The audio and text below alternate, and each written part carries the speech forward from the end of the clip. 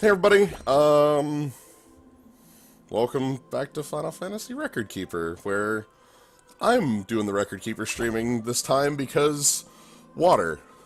Yeah, turns out we have a little something on our hands down south, and it's gonna be here for a few more days. Yeah, so, Vpriz is here, hmm I'm Sly9, and I'm gonna be, doing the run-through of the Final Fantasy 11 event, The Shadow Stirs. I won't be able to tell you much about Final Fantasy 11, as I don't really...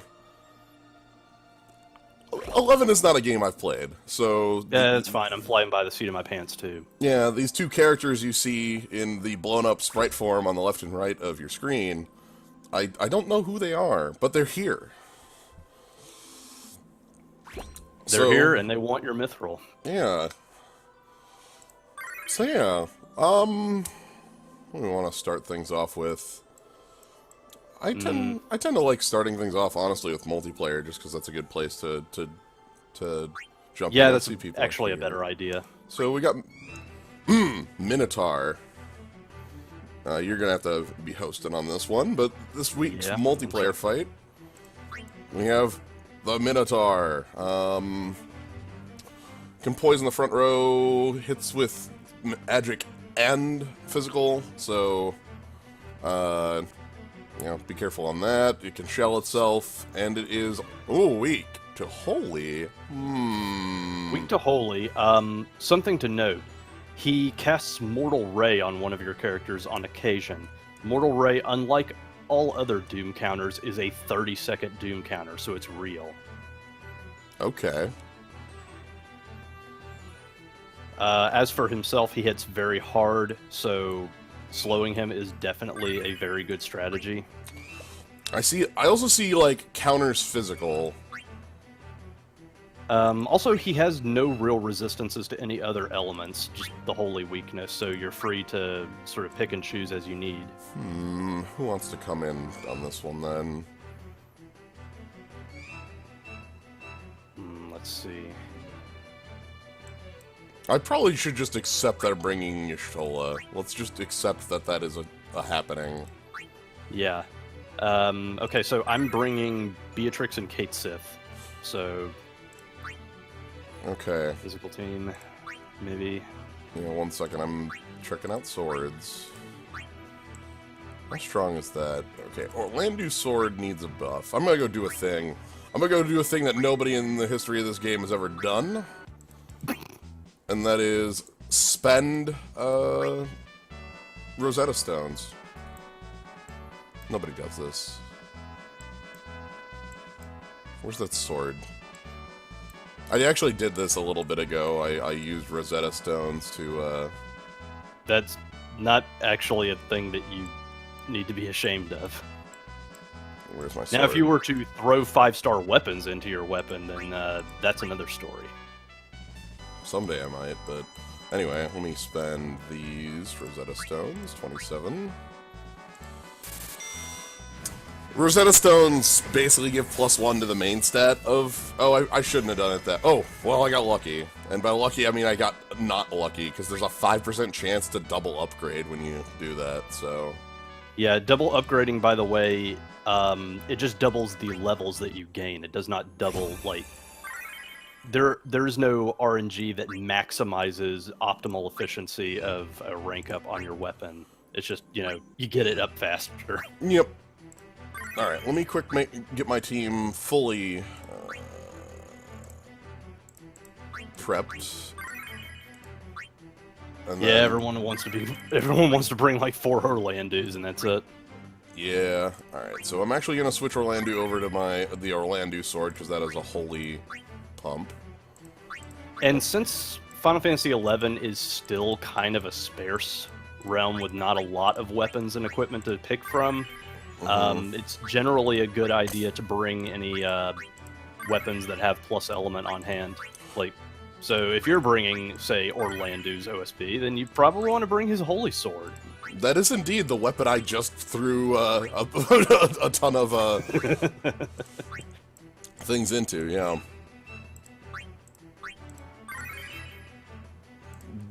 Double sit at the boss. I could double Sid for at the starters, boss. you're going to need him to hack the game so that you can have two. No. Sid and Sid. Sid reigns. Ah. Sid and Sid. Anyway, yeah, he could do that. I'm set. So is the room open? Yeah, 1 sec. Okay. All right, room is open. So once again, 4666 for anyone who wants to join. Yep. Don't go all nuts on holy damage. Make sure to bring the basics at least. We got most of the basics covered. So like, Sid reigns. That's a good addition. You know. Zillergut, yeah, that's a good addition. I think, yeah, she'll stack with everything that Kate Sith has. Yeah. But yeah, we'll start with multiplayer, then we'll go into banner talk, just as a little bit of... Actually, do I want to do banner talk at the end? I kind of like doing banner talk at the end, personally. Whatever. Yeah. Fine by me. Whatever. I flip around with formats, so don't mind me. Angel Song, that's nice. Oh, I'm a big fan of this. This is a good setup. Oh, yeah. Okay, I see. I was worried that Kate Sith would only be pumping up Orlando and Shulk and Beatrix, but you know this is a very diverse setup. Yeah.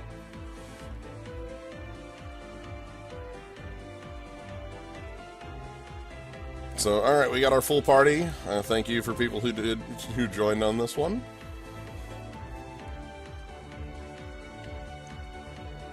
Unfortunately, Father Wolf and Jam were kind of full up now. So. Yeah. Alright. And let's make myself ready. And we'll go. Off to the races. So I brought Banishing Strike because it mentioned that this boss can shell. Yeah, Banishing Strike is just plain a good idea for holy damage and that whole thing. Yeah. The shell is not something that you see him apply very often, but he does it on occasion. And he'll always do it at the start of the battle.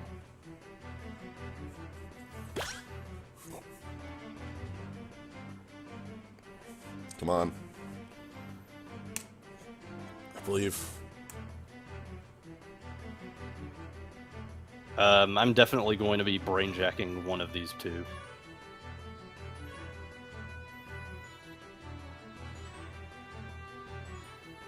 Nope. Yep, there we go. Sadly, Keel was the unlucky winner. Alright, well, there's the brain jack. There's the mind take.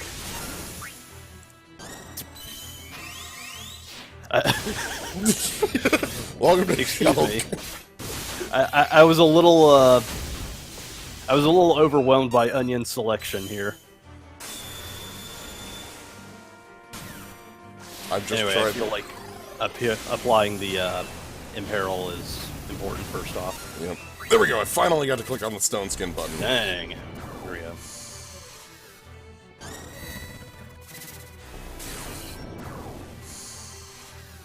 This is actually really good for Reigns because he is likely to not be affected too much by the Mortal Ray. Yeah. 45-second Doom counter will override that. Also, you son of a bitch. Shelled right after I hit with the Banishing Strike. Oh, yeah. That's what I get for trying to time things rather than just, like, going for it. That's fine. We got plenty of physical damage up our sleeves, too. Yeah. Well, I'm still gonna re-Banishing Strike, because it's still a holy hit, and then I can... Like, then I can OSB into BSB if that's even necessary at that point. Honestly, I want to see Warrior of Light's Holy Chain more often. That one was fun when I saw it. Okay, still hitting for pretty good damage even through the shell. There's Mortal Ray on... Okay, that's fine. Thanks for not hitting the doomed character, asshole. Cool. Yeah, I'll do that. It's important to...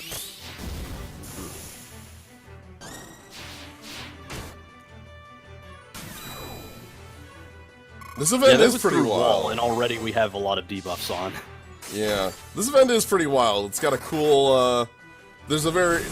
there's going to be something very great showing up in this event. I hope you enjoy the power that this event gets to show off. Oh, it's beautiful.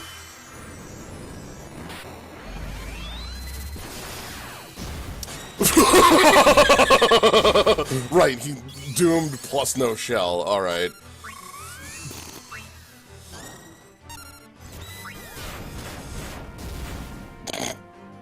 Yeah, this is basically fine. Oh, by the way, Frightful Roar lowers your defense. That's awful rude. Yeah. For this particular event, people like to bring Ramza's BSB because that has a defense up. Yeah. Ramza's just a really resourceful guy. Goes for the shell rifle. Wow, Shining Moment still hitting for about 7,000 through shell. Anyway, this boss is probably dead right here. Oh, nope. Nope. Shining Moment's gonna... Who's getting the kill? I kind of wanted Toy Box Hammer to get the kill. That was my hope.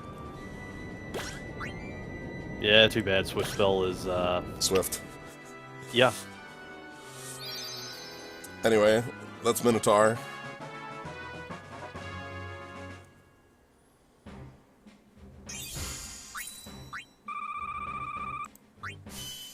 Hey, eggs. I kind of need eggs. I literally have bottomed out my eggs. I've spent them all. For pretty good reasons, too. In order to complete certain dungeons, I needed characters that were level 99. Wow, giant egg on your face. Yep. Egg. Anyway, so that's the Minotaur. I actually don't know how much harder the 220 is than that, but I don't know. Significantly. Okay. Like, that guy has quite a bit of health, and again, you've seen him hit pretty hard past debuffs and all that. Alright. So let's go ahead and what we'll do is we'll go through, to walk through with the rest of what we're going to do, we're going to go through the FF11 event, and then we're going to talk about the FF11 banners, and then we're going to talk about the orb in the room here. So... Yeah, the suspicious orb that just suddenly showed up a few days ago. Yeah, this weird orb, or even like when I go to the party menu, there's this new bar at the bottom here that we will touch on all this stuff later today. What all this means. So anyway, so let's jump into the Shadow Stir, which again, this is an event with a powerful secret, and I hope that you enjoy the powerful secret that this event has for us all. Anyway, we start off with Quadav General, which is a fight against some dude, and then a palette swap of that dude. Kind of weird. Yeah, this is actually kind of a problem because since they look exactly the same, it's very easy for you to, say, click on the first one twice by accident and waste stamina because you thought you were fighting the other guy. They're both vulnerable to lightning, so we're Not speaking from experience. So let's go ahead and build a party that is has lightning damage in it. Welcome back, Shantoto, to the team. We're going to actually bring a good old mage squad for this. Yeah, the other thing to note, too, about these fights is that they have different conditions. The first one requires you to lower his attack, and the other one requires you to hit him with a lightning spell. Which, you know, we get into the whole rhythm of full break and bringing lightning damage anyway, but this can trip up some people who might not be that far ahead in the whole rhythm system. Yep. So I'm going to be doing the attack break with Riku here. Riku is going to be using, where's Mug Bloodlust, and then the lightning damage from Riku is going to be coming from Tempest Snipe. This is very much overkill. I'm just going to just flat note that I am 100% overkilling this boss, but I don't care. Overkill. Kane gets to come in with Blood of the Wyvern and Lightning Dive. Yeah, I think this is acceptable. Yeah, and Sildra for Ash.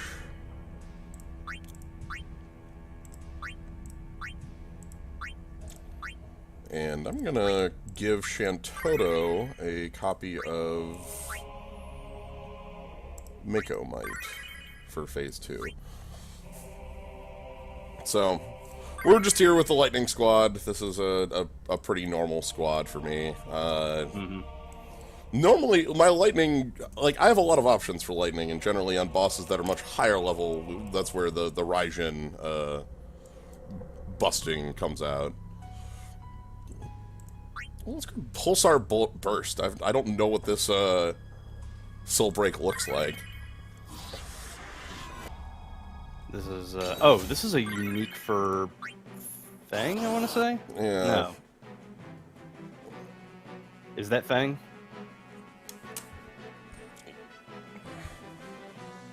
I think so. I'm running off 160p, dude. I can't. Really tell. Yeah. All right. So, so here's the first of the bosses. Yes, Father Wolf. If you have a lot of Noctis's stuff, then definitely Legend Dive him. It's very much worth it. Hell, even if you have his Super Soul Break, it might be worth it. Double combat. No, sorry, he doesn't get double combat on that. That's his one. Yeah, that's his Legend Materia Relic. His second Legend Materia for the dive is the haste plus the 3 instant turns. Yeah, which is also really strong. Alright, let's see what we get off of this one. Pulsar Burst.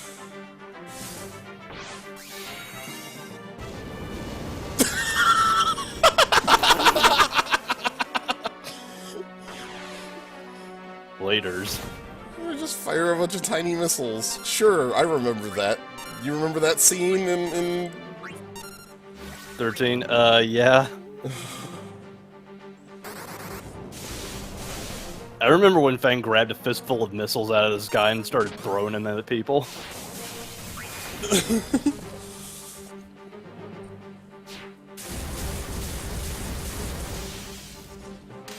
Excellent. See, again, these early ones are going to be very quick to get through. Not going to require much of any setup other than bringing characters for fun, which is what Shantoto is here for. Yeah, also the fact that we are fighting the same boss in a row twice kind of cements the whole... Final Fantasy XI still going through some growing pains in this game. It's finally getting somewhere where it's getting a lot of good content, but it still can't quite shake off the repeats. Yeah.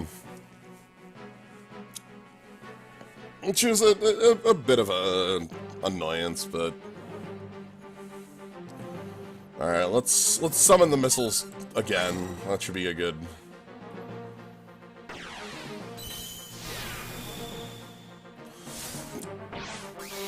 I've spent a lot on 4-star dex modes. That's been where I've spent all my modes recently.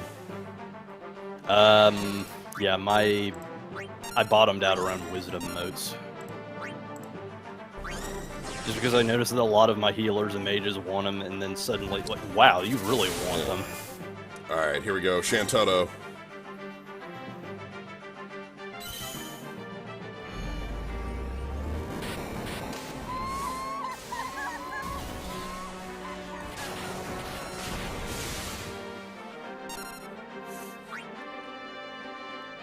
Yeah, Shantoto's PSP is the only item I actually have for 11.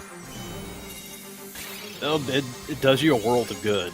Shantoto's whole shtick is that she is really good at quick casting abilities. Yeah. And as we'll talk about with the banners, they're actually pretty dang strong, so... Yes, they are. Again, for a realm that, for like the 3rd time in a row, we have strong banners that have... that are basically, like, null repeats. Oh, sweet. Yeah, that's the flip side of these newer, or shall we say, like, lesser exposed realms, because they get to have a bunch of new content when they finally do show up. Mm-hmm.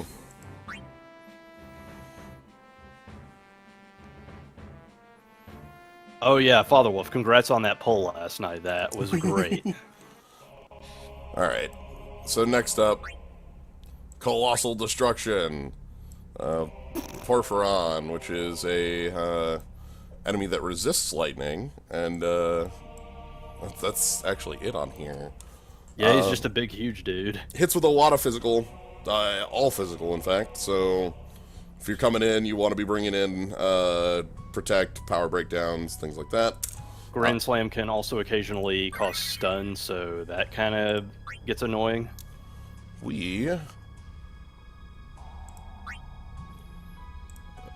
Let's have...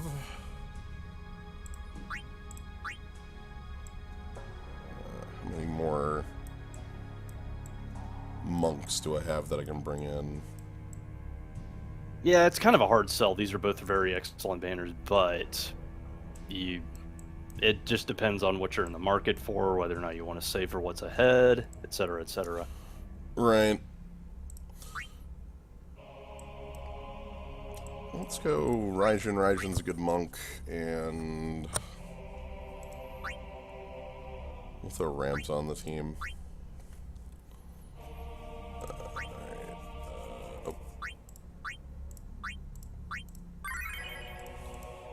Yeah, Rams will do the trick.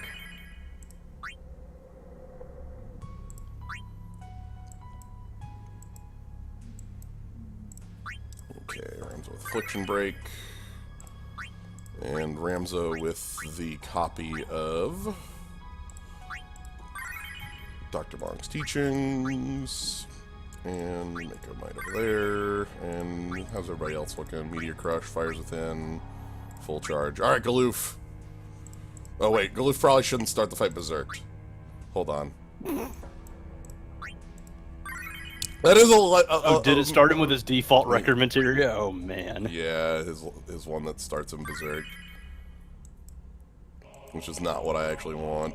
And then what I want to bring is probably just a Hyper Mighty G. Yeah, sure. I mean, when in doubt. I just wanted to punch this Colossus out. That's it. That is the entire plan I had for this one, was punching it out. I just want to punch a big man out. Yep. Alright.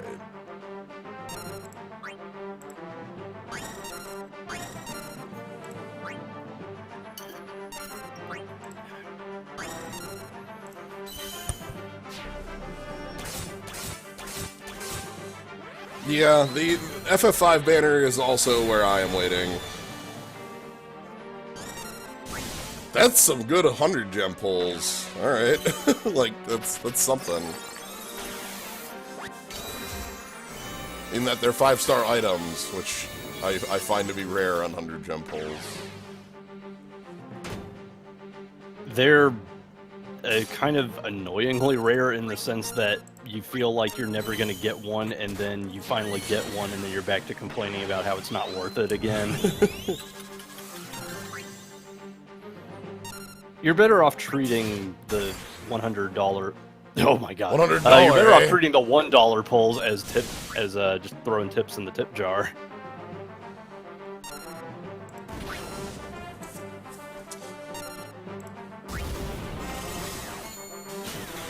Yeah, speaking of $100 pulls, we often get our information from people who are enlisted in Dana's MVP program. As it turns out, you kind of have to spend like 100,000 or more to get in there. That's clearly an overstatement, but... No, it's okay. Some people just like randomly got it for no good reason because Dana wasn't paying attention. Alright, anyway... So we have our ends. That's the boss. I just wanted to bring a squad, the beatdown squad for this one, because again, these early ones in the champion fights I only show really because they in this one they're different fights. So yeah, this is more or less a slugfest just to get your knuckles nice and something or other. Yeah.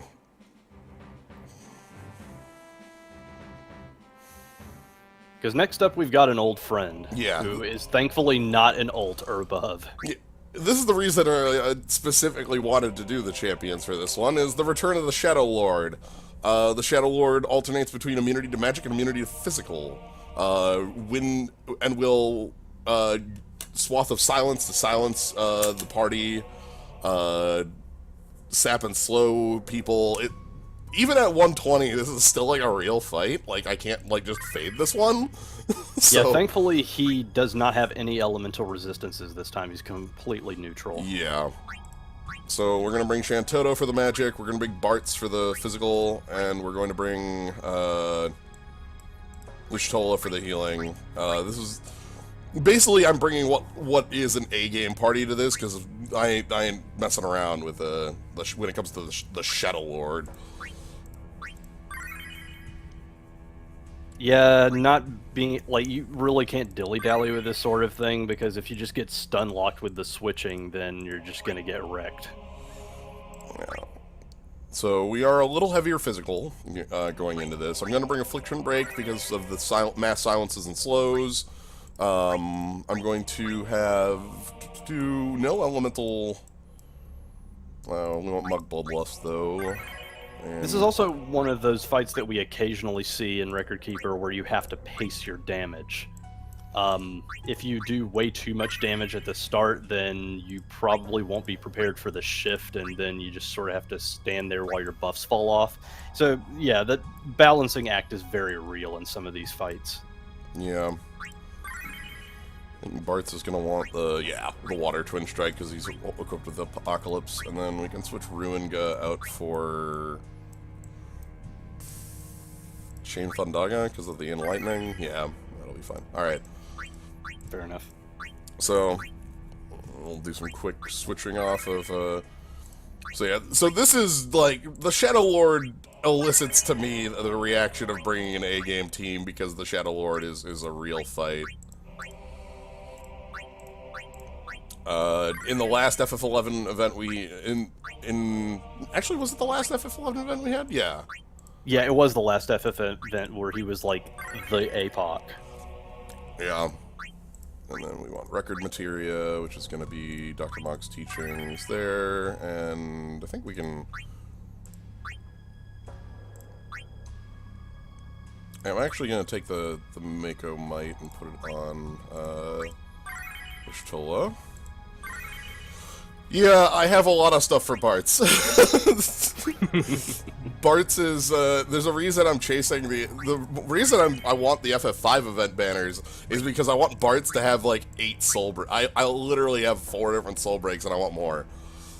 I have only True Blade of Legend and Shoko Romp, neither of which show up on the banner. Well, no, True Blade of Legend I think shows up on the banner, but that's neither here nor there. I just kind of want Bartz to be a character that I use again.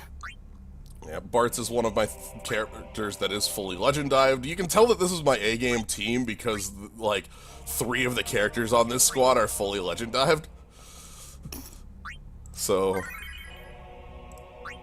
Alright, yeah. Yes, Father Wolf, he has Woken Water. So let's, I think I want my, Roaming Warrior to be some form of, magic damage. Because I've got physical damage handled a lot better on this team. Shantoto's the only source of magic damage, so I kind of want a little bit more for when I'm in the forms where I need to hit for magic damage. Right. So I'm just looking for a decent BSB or even like an OSB that is magic damage. No, not Thunder God. That's physical. Pilot Steel. Perdition's Phoenix is physical. Perdition's Phoenix I've been using a lot of recently. Angel Star? Sure, Angel Star. Yeah, Angel Star will work, I guess. Yeah, like I'll take any magic damage to make sure that I don't get stuck in a phase where the Shadow Lord is immune to physical. Oh, absolutely. Or if Shantoto gets silenced. Something like that. Yeah, one of the most awkward things about fielding OSBs as your roaming warrior is they can't really take advantage of any of your buffs. They kind of play by their own rules. Yep, which...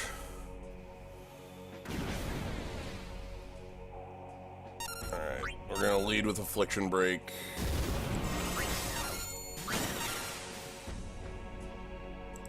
It's also what holds Bartz's OSB back a little bit, because if if the caster was able to like apply their in-element status to a roaming warrior's OSB, then Hand of the Crystals would be fucking unstoppable. Immune to magic. Okay. And here comes the silence, which I already applied the affliction break, but I did not get up my shell and wall for that, so that's gonna. I paid the price for that one. Anyway, the power of Bart's is that double Spellblade cast. That's definitely like the true power that Bart's has. So the other thing too that you can try when things are getting a little bit awkward for your FF11 characters, Shantoto has Monk 4. I mean, it's a thing you can try.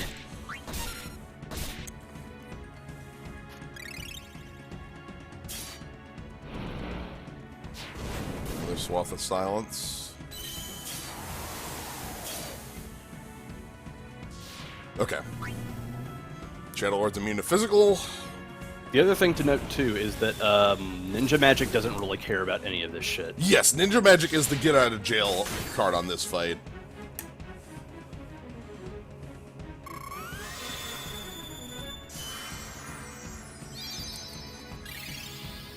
Alright, so let's let Meltdown hit, and if Meltdown doesn't phase change, we'll cast an OSB. Okay, it did not phase change, so we'll go ahead and cast an OSB. Try this rock upside your head! Dive for Dark 4. That's an odd Yes, dive. she can. Yeah, Shantoto can dive for Dark 4 specifically so she can get the magic boost from Memento Mori. Yeah.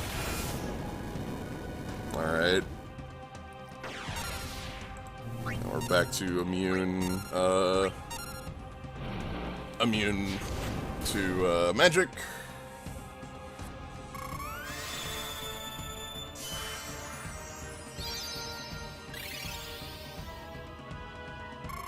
Ooh, double cast Kirata, which is like cheating, let me tell you. Yeah, did I mention 35% dual cast white is incredibly gross. Oh god. My success rate in the Magicite dungeons went up considerably once I had, that. Ishtola is kind of the hardest of hard carries you could possibly ask for if you have her burst. Is this a phase change? It is. Immune to physical, which means it's time for one more OSB cast. Oh, by the way, you'll notice that Slyo has a little thingy next to his roaming warrior. Yeah, weird about that. Yeah, I'm sure it's no big deal. We can probably take a look at it later on, I guess. Yeah, I'll use it in one of the upcoming fights. Sounds about right.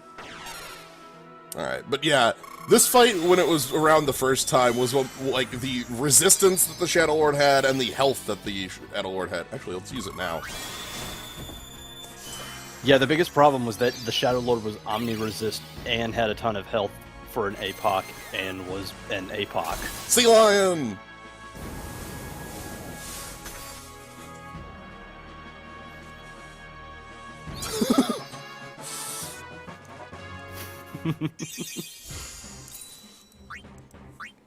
So yeah, I have like a second roaming warrior. That's weird.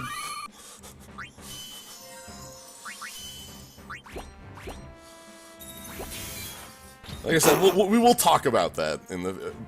We will be talking about Magicites after the FF11 event is finished here. So. I'll never get over alternate death animations just having the bosses blinking out of existence. Yep. All right. Next up on the list, we have Deadly Gaze, Minotaur Ultimate. So this is our friend from the multiplayer fight. Same things. Unblessed Armor for Shell, Mortal Ray for Doom, lowering resistance with Ultimate Frightful Roar. Yeah, resistance, not defense. Yes, So, and something to note. Slightly weak to ice though. Yeah, instead of holy, it's ice. I shouldn't change my team. Probably not. I'm like, all right, how do I change my team up in order to make ice hit more? And it's like, you have snow spell strike and you're only ice mage. Like, you know what? No, I know what I'm gonna do. What should I do to change up my team? Oh, I have bards. Okay. Yeah, right.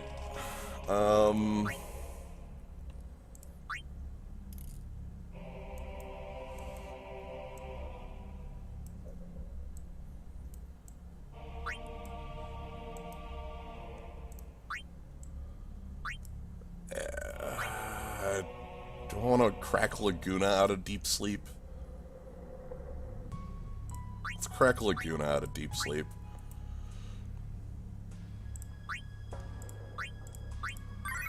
Icicle Barrage is fine.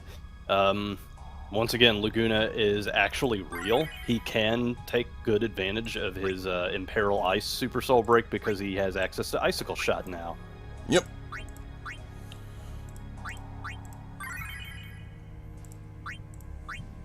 So we don't want Ruby Spark. We want to switch over to Icicle Shot.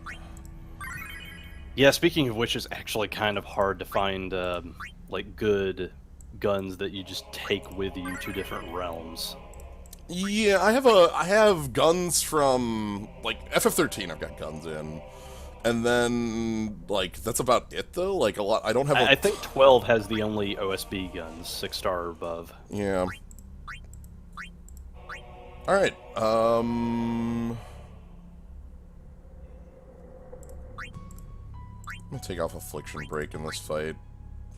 I think. Well, does the thing have slow, or is it just poison? It's just poison. Alright, and somebody probably wants to carry a weighted dispel in this fight.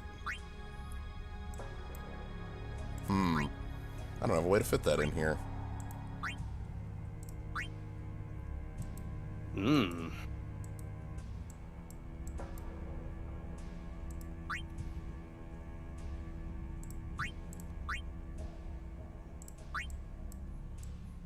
Shola is taking it then. Alright. Oh, you're trying to fit a dispel in there. I see. Yeah. That's very acceptable. I'm actually gonna go back to the Affliction Break here and switch you back over to Dr. Mog's teachings. All right. Oh, that's right. Thank you for pointing that out, Father Wolf. FF6, Edgar's OSB is a gun. Gun. Alright, and then I need to just find a... we need to find a mighty... I took a lot of those off of my bar, the Hyper Mighty G's. Luckily, they're pretty easy. Clogging up the pipes. Well, I only have 6 things on my bar, alright. Yeah, that's true. The only ones I really keep on here for, like, wanting them is, I keep the Ultra Cross Slash I use, the Call the Stars I use, and the Love Serenade comes up every once in a while. Yeah, I have a lot of Hyper Mighty G's. I have Ultra Cross Slashes. I think there's a third one that I usually employ. Like, I just kind of mix up my buffs a lot more nowadays. Yeah. Same. There's a lot more options for your buffs. Alright, looks like Bartz is gonna get to start things off, so that's fine. I think the biggest problem is that Vessel of Fate is becoming more and more useful natively instead of as a roaming warrior, because Hyper Mighty Guard kind of stole its thunder.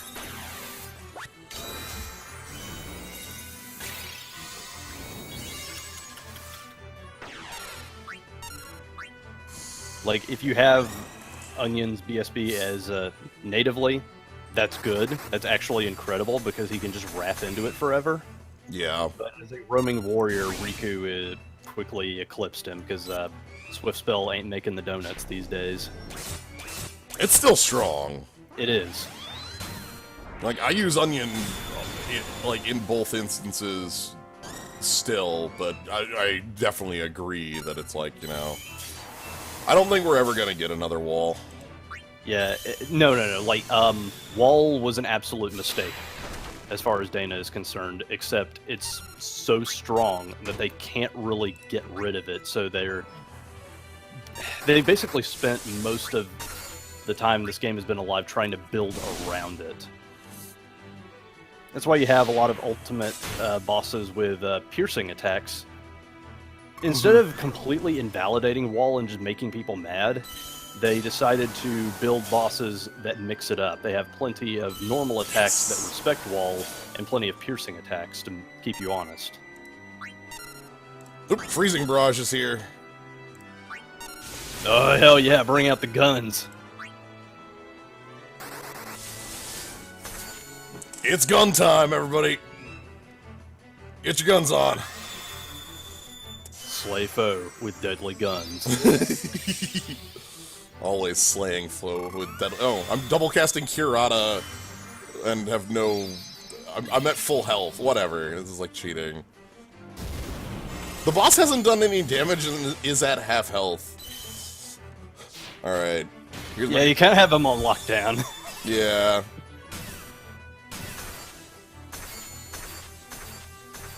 So Laguna isn't going to be doing a lot of damage as a level 65 character, but is going to be giving us another, has the Imperil. Like, honestly, Ice Imperil was so uncommon that I jacked him up to level 99 specifically because of his Super Soul Break. I mean, the only other person that can use it is Fran, and that's with her USB. Yeah. Am I gonna get out of this fight without taking damage? Now I'm honestly curious. I want to see if that bar drops down any. Oh no, a counterattack. No! Oh no, combo stop. Oh, fine, you jerk. I'm gonna hit you with Play Rough and that'll end it. Okay, there's a move. The boss did a move.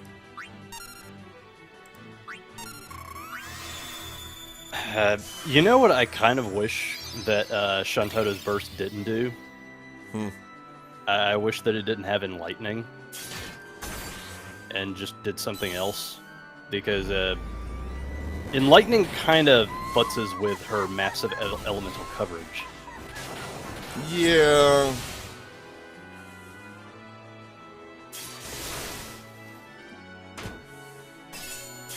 Yeah, Laguna with the kill. Anyway, that's the Minotaur? Like, so the thing there is I was doing so much damage I was phase changing him, and he would ultimate Frightful Roar at the start of a phase change, so... Yeah, sort of the same deal with Hecaton Shear, where you just keep pushing him into further and further phases, and he does a whole bunch of debuffs, but he really can't do shit to you. Yeah. Yeah, weak to gun. Alright, anyway, let's move along to the second to last fight in this event.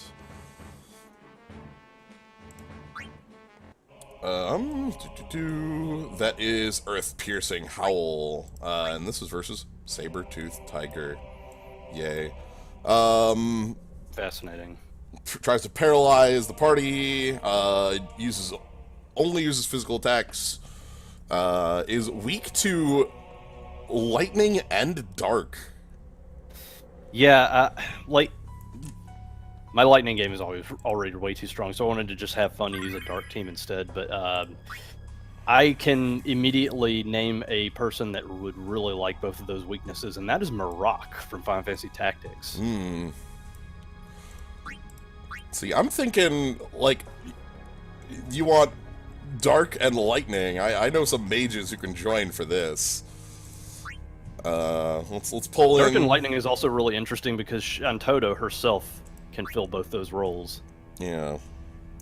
So I'm gonna bring, It's been a little while since Sid Raines has gotten, front and center on this, but it's been a while since Golbez got front and center. I love my boy. Yeah. I love my big beef wizard. It is time. Alright, so we need to put a Wrath back here. We need to... Memento Mori up some people. Yeah, the other thing to note, too, is just that Sabretooth hits pretty hard. Yeah. And He only uses physicals, but yeah, they hit like trucks. I'm keeping the Affliction Break on, because that's, you know... Paralyzes shit. Yep. Yes. Yeah, we don't want to fight a Paralyze. Memento Mori and the Dark Zone? Yeah, we'll go in the Dark Zone. You got Ultra Cure on Ishtola? I could. It's Kurata at the moment. I'm still changing up things for lightning damage, so Hell Thunder and such. The first time I did this, I just brought Sid Orlando and had Orlando like just use like a dark bargain as the dark thing, and then just killing the boss like flat, which was fun. It's really great that Orlando does not commit to one particular element in his OSB. You can just sort of bring him to either fight, and it's fine. Yeah. Alright. I'm gonna go with Kurata instead and rely on Affliction Break.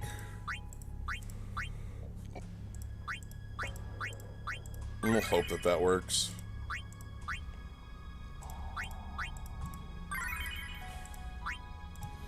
But getting Golbez up to using BSB will be very huge for a physical-only boss, you know?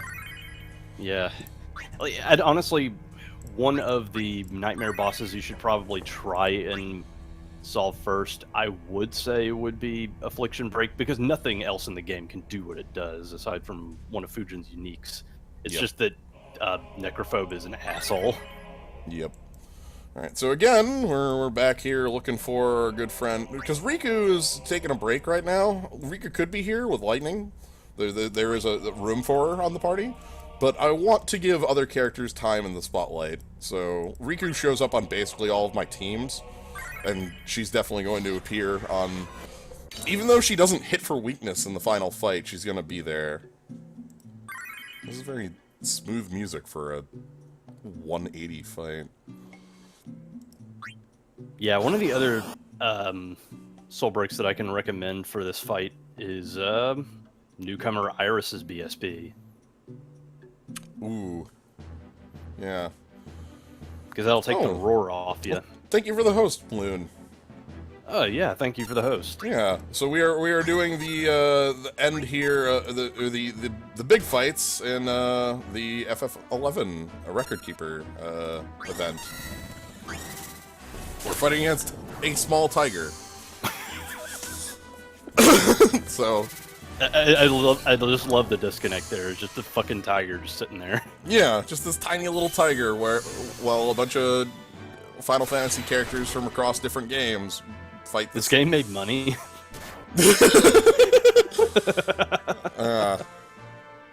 Oh, thank you for the sub, Father Wolf. Yeah, thank you very much.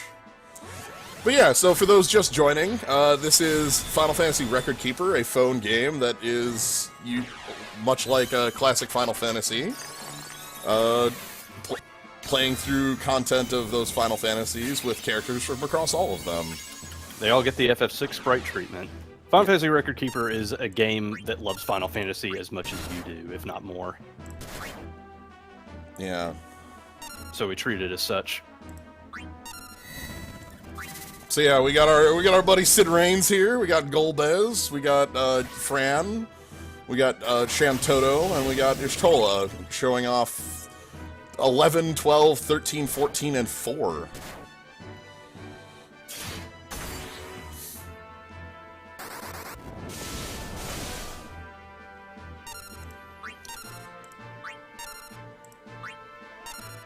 Now, I don't know if you've noticed, but I seem to...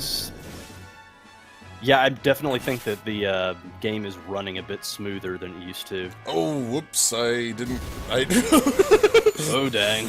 That was pre-Affliction Break. Alright. Well, luckily, Sid Raines is still alive, and that's all that matters, right? Oh, that's spicy.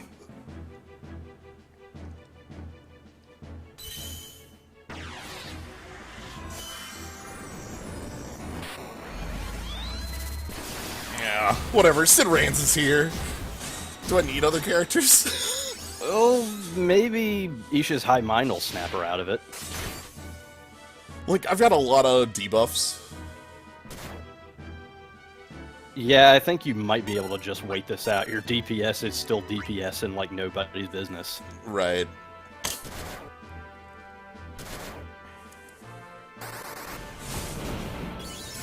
You just better hope that he focuses on those fresh bodies and not your own. Yeah. Yes, do the wordy thing notes. He's used to streams where like everyone avoids using soul breaks, like say our friend Wandering Newbie. Yes. Using a minimalist approach. For Slyo9 and I, we just sort of go hog wild. Yep. Okay, Y'shtola broke out. Ours is not necessarily like tutorial streams. We're just kind of here to have a good time. We hope you do too. Yep.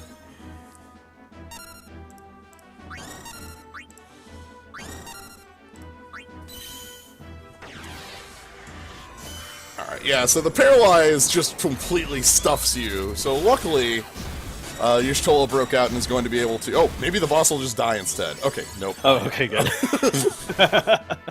Thank you, Sid Reigns. Well, Sid Reigns fell over, but... Oh. Oh, Sid. That's what happens when you put your entire essence of your being into one final attack. Yep, but luckily we've got Y'shtola going to be able to throw up a really large heal here, which will keep us all standing, and Sid's death will not be in vain. This is what I get for not putting the Affliction Break on first. Yeah, if Sid Reigns gets owned as per contract. It's true. Alright. Let's summon up our little Magicite, because that'll help us out with damage. Hey, bud. What's up? Anyway, Shantoto should get the finishing blow here, I hope. Unless Fran gets it. Nope, looks like Shantoto is going to get the finishing blow.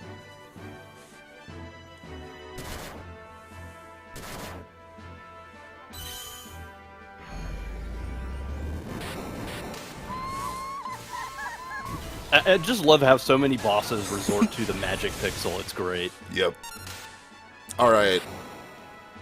Anyway, with that out of the way, are you all ready? Are you all prepared for the final boss of the FF11 event? This one's a doozy. I don't We've been know. waiting for this one for years. Yeah, this is one of the toughest bosses that you could ask for out of FF11. Like, there's going to be very few enemies from FF11 that are going to match up against the power of this enemy. For those of you familiar with FF11, you might recognize this enemy. For those of you who are familiar with Final Fantasy in general, you might recognize this enemy as well. It's a pretty, it's a common theme. We have Blade of Dusk. And this is Lich Apocalypse. It's skeleton. It's just a fucking skeleton. Here we go. We got a skeleton. We're gonna fight a skeleton who just has like a little scythe or something. I don't know. It's a skeleton. That's it. That's the fight. The skeleton has a bunch of moves and is weak to holy. So I'm having a hard time keeping this up. It's a damn skeleton. I love it. So let's bring our holy team to bear. We want to bring out Agrius, who has a Holy Imperil, making holy attacks deal more damage, or Landu, who is going to be dealing the holy damage. We're bringing Minfilia, who is going to be pumping up our damage, as well as dealing holy damage. Riku is going to be doing buffing for the party, and debuffing, and Y'shtola is going to be doing the healing. So we have our squad, which is a majority FF Tactics and FF14 characters, but we also have Riku along. But yeah, just a skeleton. Just a skeleton, he said, before being killed by a skeleton. Entirely possible.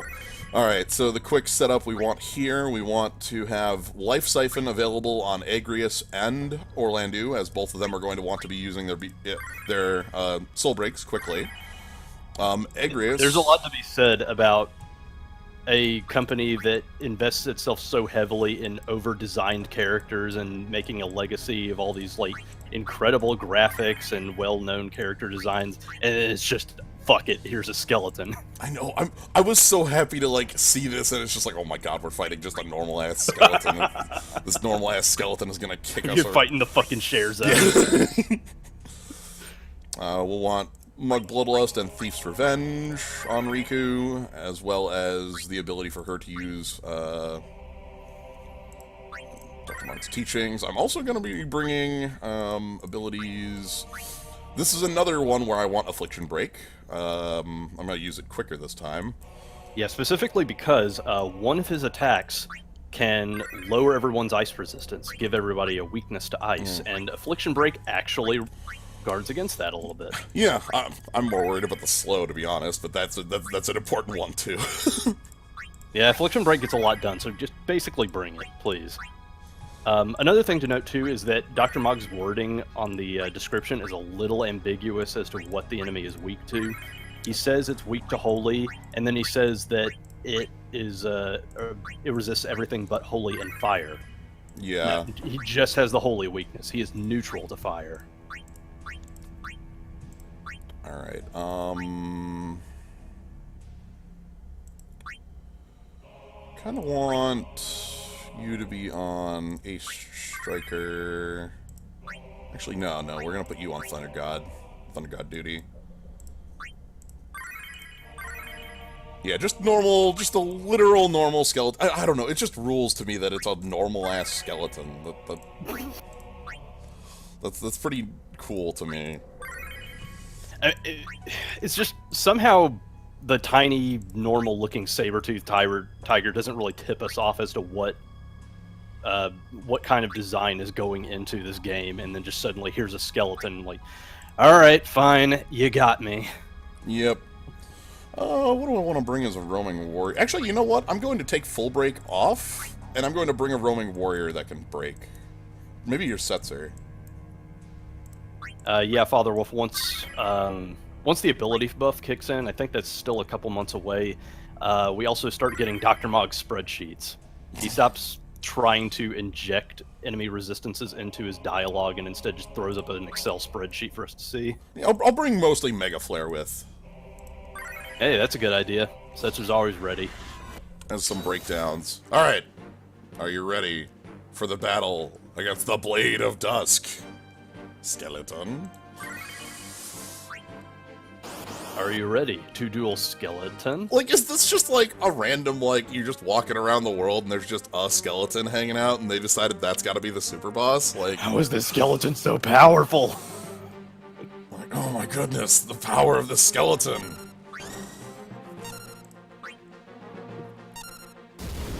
I don't know. I'd be pretty fucking stoked if I was playing FF14. I was just sort of wandering around the area, and one of the random encounters was actually the super boss. Yeah. Come on. Oh, okay, we got triple Bahamut. Yeah, it's not even a large skeleton. It's just a normal-sized skeleton. Yep. So here we are. The skeleton fight.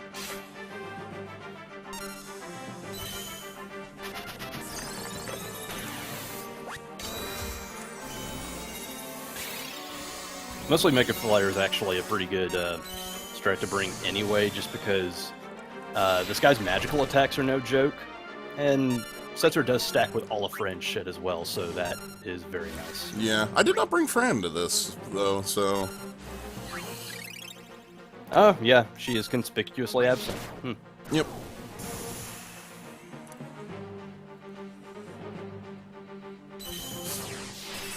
Yeah, Ouroboros raises a good point. I feel like they just assume the skeleton is evil and it's forced to defend itself. I mean, yeah. So we've done a lot of debuffing on the skeleton with Setzer's moves, with Mug Bloodlust. Now we just need to kind of stick alive, which is the job of Y'shtola. Oh, we're already on Divine Ruination. All right.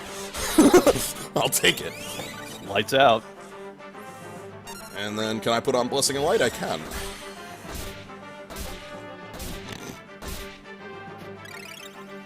Yeah, it's just a farmer skeleton. What the heck?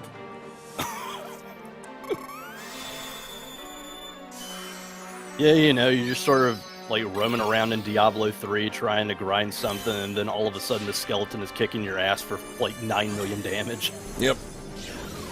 That's pretty normal. Alright, so the ability we get from from Infilia there is a 50% attack buff and Guts.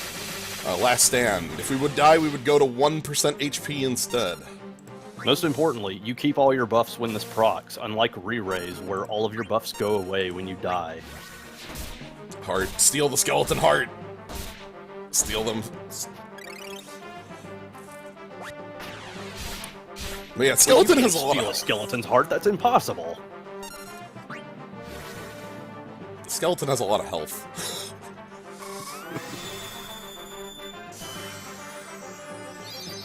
Without any muscles, a skeleton never gets tired, but without any veins, a skeleton can't be healed either.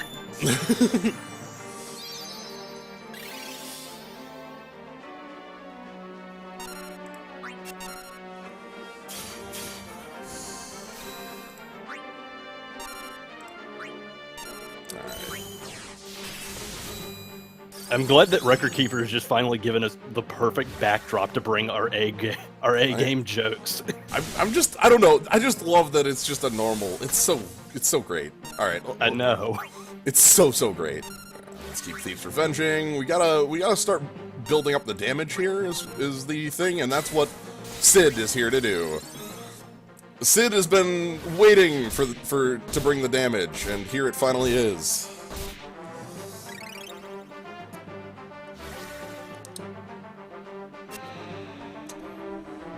Oh wow, 3 people hit with a sleep. Alright. We gotta... Yeah, that's the other thing that we should point out. This guy has front row, back row mechanics, wherein if a character's in the front row, then he can hit them with sleep. If a character's in the back row, he can hit them with slow. Yep. And if you're wondering how to structure your team so that you don't have to worry about that too much, bear in mind, we have much fewer sleep resist accessories than we do slow accessories. Yeah. So just sort of go with your strengths. Yep. Anyway, I bopped Sid on the face so that we have Sid around, and we saw that Agrius actually had a break there. She actually would have died without the Last Stand. Alright, there's some huge damage. We're gonna have to bop another party member on the face again. Let's bop Riku on the face. Sleep is super awkward in this game because more often than not, you're probably going to be using burst commands a lot, and as such, you don't have an attack command to bop someone, usually. Yep. Alright, anyway, it's time for the second copy of, putting... Oh, our wall's fallen off. Oh, boy. Oh, jeez. We are likely going to take a death here because of that fact. The sleep has put us a little bit too far in the hole. That's okay. Sid, you gotta not take a nap here, bud.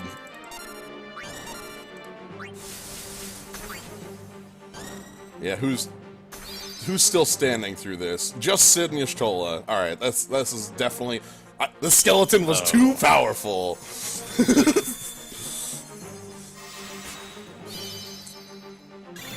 Sid, you gotta wake up, the skeleton's here. Sid, there's a skeleton, you gotta... Sid, wake up, there's a skeleton. Sid, please. No! Ugh, the blood saber. Alright. So let's go ahead and, I'm actually going to back out and make a slight alteration to the plan. What a shame. Yeah. Power of skeletons. Alright, so let's back out, and we're going to make a slight alteration to the plan. Rather than pull Setzer, I want to pull somebody else. Yeah, skeleton... I joke a lot about the skeleton, but no, you probably should actually respect the skeleton. The skeleton's here to beat you up. So the first alteration to the plan I'm going to make is switching Kurata out for Ultra Cure, which has an Asuna attached to it, which means I won't have to bop people on the head to wake them up. The second thing I want to do is see if I actually have any sleep resist accessories around. Yeah, this is again a good candidate for any status blink characters if you have them. Again, Iris does that. Yeah, and there's several other characters with USBs that do that. And that's actually going to be my third thing, is I'm going to get rid of Affliction Break and bring in a Status Blink. So, those are our 3 alterations to the plan. The skeleton demands respect, and the skeleton is going to get it from me. So... Skeleton demands retribution. So we need to find a Status Blink, which might take a little bit of looking around in our lists, because I don't keep a lot of lists around. I like just kind of looking through the random ones. And getting to see those. So we're looking for anything that has a Status Blink, which is the ability to prevent a status condition from landing. So this is going to be something like Tyro's Warder's Apocrypha. There's also Iris's Kupo Cure, as I've said. Vanille has one. What does my break? Minfilia is bringing a full breakdown. Also, I can magic break with Minfilia's BSB. Yeah, Minfilia's BSB is actually really good here. So yeah, so Status Blink, there's not like a bunch of them in the game right now, but there are a good number of them in the game. Vanille, Iris's new BSB, trying to think of... Yeah, I can say from experience, Kupo Cure is just flat good. Lars's BSB? Lars's BSB is also very strong. Am I willing to just take Convalescence? Yeah, I'm willing to just take Convalescence. I think Convalescence is a good play here. This is also Shell, isn't it? It's Shell. It's Shell Protect, which is, you know, that's for Riku as well, but... It'll be fine. Alright, Skeleton is back!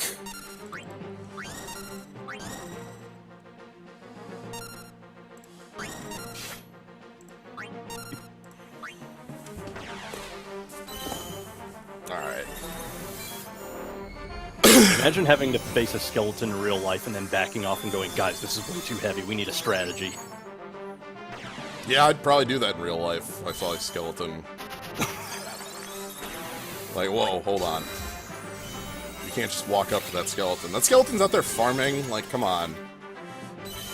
Please don't interrupt the skeleton.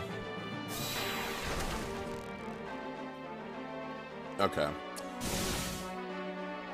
Well, I'll say, because no one else has, that's straight up a Castlevania enemy.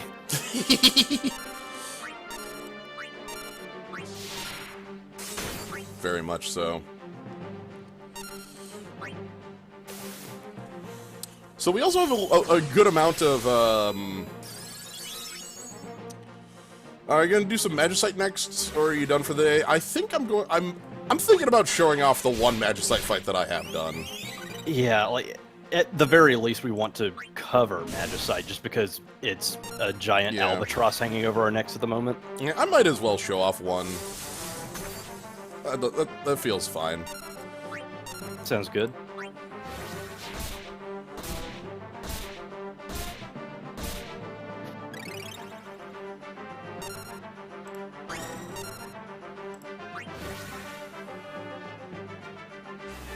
Blood Saber. It's so fucking good. Yeah.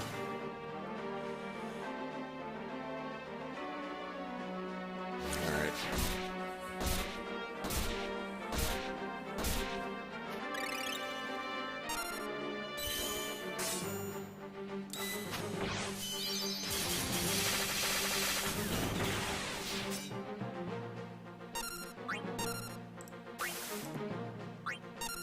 Speaking of which, I'm glad that it is commonplace to not respect undead damage as a mechanic. That would really suck. We have so many HP absorbing attacks. Yeah, that would... Oh, goodness. Like, Thief's Revenge would just kill me. Alright, I think I'm going to have to use, Ishtola's BSB next here. Just to keep everybody topped off, and then, Yeah, I think Minfilia's biggest issue is that both of the soul breaks that she has are very excellent for this fight, but it's hard to, you know, juggle both of them.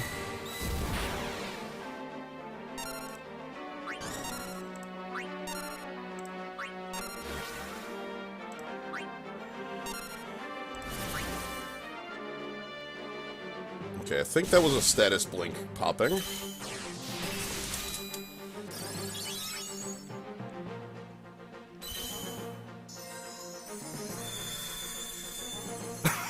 This guy has the most amazing skill names, too. I know.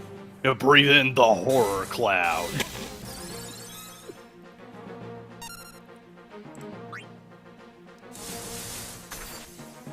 Wait, the horror cloud, the blood saber. Did Gnome invent this guy? Let's keep wrathing. We want to keep wrathing so that we can put wall back up before it falls off.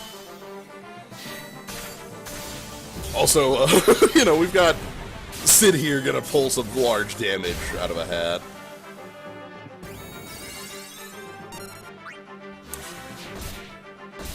Glad to see Sid's playing the longer con this time.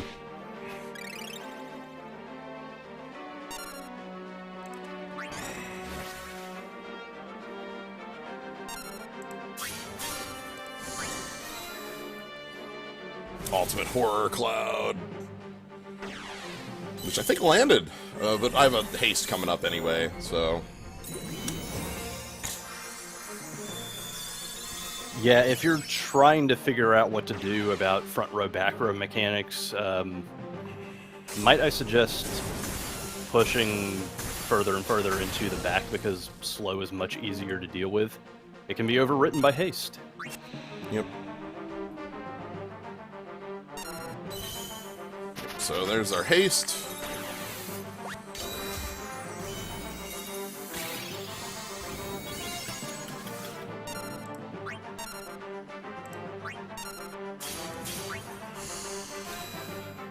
Like Sid's whole thing is that everything he does takes much longer than anyone else with better effects to compensate. So if you're able to get around that high cast time, then it's pretty gross. The skeleton's messing me up. What is with this skeleton? It's a very powerful skeleton.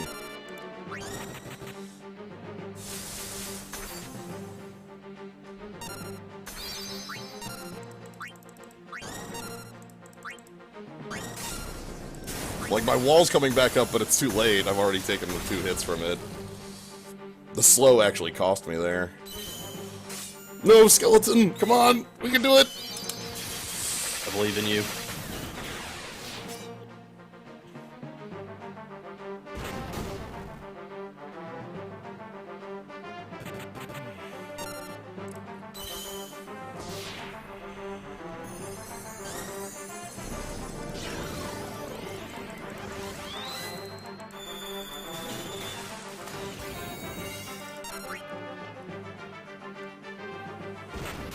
Oh, your guts is back up at least. Yeah, I have wall back up, but it's a little late for that.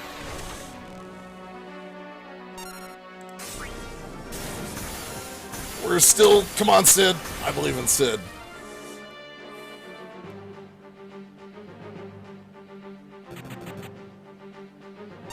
Oh my god, I didn't realize that you were out of Hones for Thief's Revenge. Nah, Sid's gonna get the kill here. The most awful time in the universe for such a thing. Anyway, we have defeated the terrible skeleton. The menace is dead. It wiggles, and then just sort of turns red and disappears. Literally destroying the genre. Goodbye, skeleton. So, what are your plans for the jump start? Because we haven't had one of those in a while. Same, actually. Except for the opponent dies in, like, 5 moves instead of, like, 20. Like, check that. This'll be fun. So... Yeah, I think, like, my strat for the jump start was using Agrius for damage, actually. The only thing that I have for her is her Super Soul Break, but as it turns out, that is the absolute best burst DPS that she can have with Cloud USB. So, we fought the skeleton, but have we fought the Jumpstart skeleton? Have we fought the Jump Scare skeleton? Alright, so for this plan is actually... So the difference here, for those who haven't, like, done a Jumpstart fight or aren't familiar with that concept, Jumpstart fight is you don't build up meter for your soul breaks, but you start with full 3 bars. Yeah, so generally the idea is to experiment with other record materia that isn't stuff that builds your meter specifically, and, you know, use other skills that are not Wrath or Life Siphon to build meter. Just sort of experiment with different sort of skill sets and also see what kind of extremely stupid plans you can come up with a finite amount of resources. Yep. Our plan is going to be having Agrius and Sid absolutely go to town. Like, oh my goodness. It's going to be pretty silly. So we're going to give Gathering Storm off here. We're going to give... Actually, no, we'll actually give W-Cast, Healer's Prayer over there. We'll give... Riku is going to take the Magic Blink. We're going to... I need to bring damaging abilities. Let's go. Yeah, like... Kill Pride. Beatrix's Legend Materia on the end of her dive is, I think it's double cast Night, and Agrius's is every single time she uses a Night ability, she has a chance to imperil. Yeah. We'll go Attunement 2 on Sid. So they're both pretty gross. I'm going to give Into the Fray there, just for the haste. Okay. So that should be that. But the key that makes this function, the key that makes this whole setup work, is going to be a friend of mine. Thank you to Master Za. I'm going to be borrowing your Ultra Cross Slash for a moment. Oh, thank God. Ultra Cross Slash makes Jumpstart so much more fun. Yep. It, like, being able to break the damage cap adds an extra element of utter stupidity to it. Yes! Also, while we're on the subject of fraud, the other thing that completely busts up Jumpstarts is Noctis' Super Soul Break, an instant action that gives the entire party instant actions.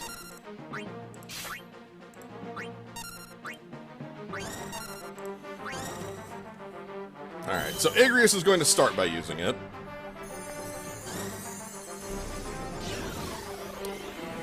And we have a lot of offensive buffs that are going to be applied here, let me tell you. I'm applying Hailstorm.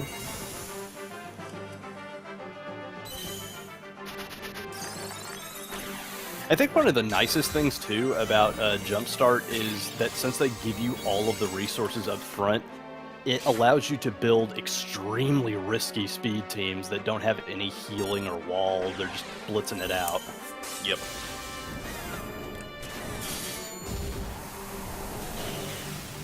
So Ultra Cross Slash allows you to break the damage cap and auto crits your attacks, as well as giving you an attack boost.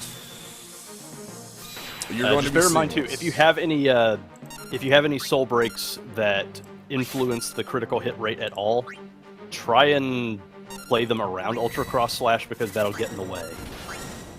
Ultra Cross Slash is 100% critical hit rate. Everything else is less than that. Yes.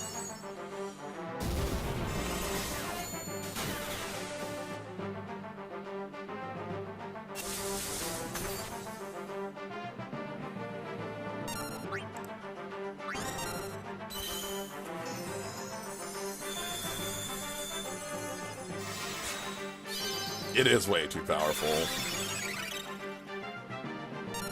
I feel like Ultra Cross Slash is not necessarily, like, so broken that the game has to build around it because it was just, like, flying too close to the sun or whatever. Cloud USB has very much found itself a niche in just doing extremely stupid plays. Yeah. Also, they absolutely said they wouldn't balance things around Ultra Cross Slash because, holy shit, magic would just be in the dumpster. There is no magic equivalent to Ultra Cross Slash, and they will never make one, I don't believe. Yeah, alright, so there's the 5/9s, but that's not where the real damage in this fight is going to come from, if you believe me. Sid has some more tricks.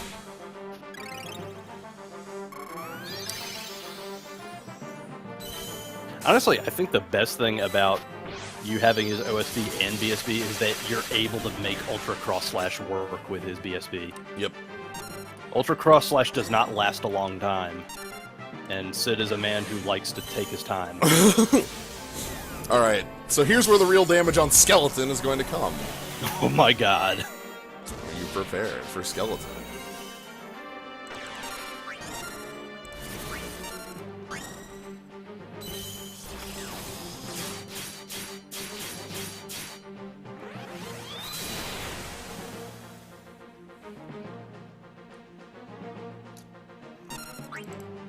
Okay, so here's Swordplay. Orlando's BSB has a very long cast time, but we've used his OSB to neutralize that drawback. We've also used Cloud's USB to allow us to break the damage cap, and we've used 3 Divine Ruinations to give our opponent 3 levels of Imperil Holy. That's 60% more or less resistance. And here's Swordplay. My god.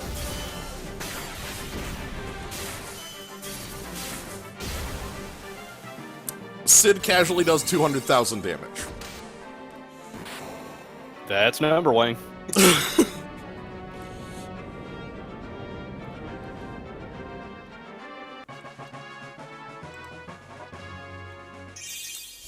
It's very fun to play with very, you know, large things like this. It's a lot of fun. Yeah, like I was saying, my strategy is Agrius's Super Soul Break because it's probably the best damage that she has on tap for Cloud USB purposes. Mostly because her Super Soul Break has a much higher multiplier than others would be having usually. Alright, so with the threat of Skeleton defeated, that finishes up the FF11 event portion of the stream. We're going to now talk about the banners that exist with the FF11 event, and then we're going to do a Magicite kind of rundown. A rundown, and Yeah. I'll also make a run at Sea Lion to show you how those fights play out, because they're no joke.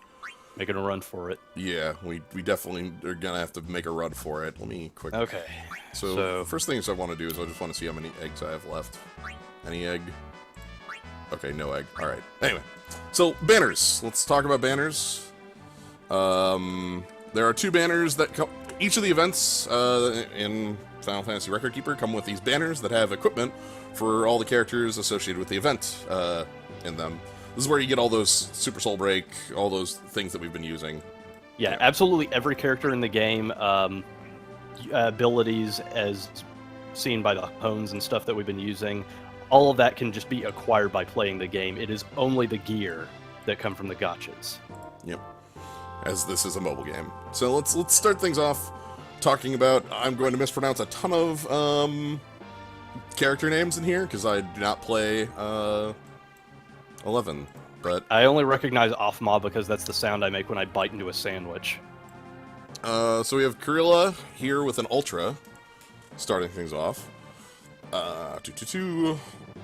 Temporarily raise the attack and magic of all allies a moderate amount, defense a small amount, and grant them a barrier that reflects damage taken back at the attacker, so Radiant Shield. Yeah, this is Ramses USB, but with Radiant Shield instead of quick cast, like instant cast to everybody. Yep. Which is pretty strong. Sadly, I think the instant cast on Ramses is the strongest part, so like losing that is a bit of a like Radiant Shield's a lot. This is something that's a lot better in like a multiplayer, I think, because that buff is unique as hell. Yeah, I was about to say that Radiant Shield is not exactly a terrible trade-off. Right. It's a different trade-off for certain, though. Yeah. Kurilla, let me pull up the character sheets for all of these characters, because you might not be familiar with the skill sets and such with, you know, the characters we're looking at, because these are FF11 characters. Yeah, Kurilla is the resident knight. Yeah, Kurilla is the knight who has white 3, combat 4, support 4, knight 5, and can dive for white 4. So, much like, kind of like Minfilia with or Beatrix or Agrias, sort in that sort of slot. Mm-hmm. So, very strong item to start things off, though, with. The Ultras generally are. Next up, we have Offmao. Offmao? Offmao. Offmao? Alright, so we have Offmao. That's what I'm going with. Oh, it's USB. Instantly restore a large amount of HP to all allies, grant them haste, and remove delay from their actions for 1 turn. Ooh, sounds like Offmao's trying to compete with Noctis for this one. Well, I don't think there's any competition here, like, because this is healing, and, like, you know, that's a completely different, like, spot. Like, Noctis is more of a setup. I was just going to say, like, it depends on their abilities to build meter, I suppose. Like, what's Offmao's skill set? White 5, Summon 5, Monk 3. So, if you were doing it offensively, it would have to be, like, summoning on, elemental weaknesses. But the thing is, this is instant cast, like, so this is much more of, like, a reactive, you